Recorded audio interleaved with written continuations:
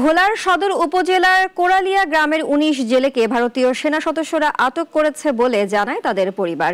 স্বজনদের দাবি, সাগরে মাছ ধরতে গিয়ে সুন্দরবন এলাকায় ভারত সীমানায় প্রবেশ করলে ফিশিং বোট সহ আটক করা হয় তাদের।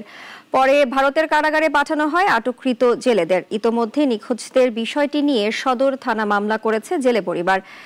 অপহৃত জেলেদের উদ্ধারে ব্যবস্থা নেওয়া হবে বলে জানিয়েছেন জেলা মৎস্য কর্মকর্তা।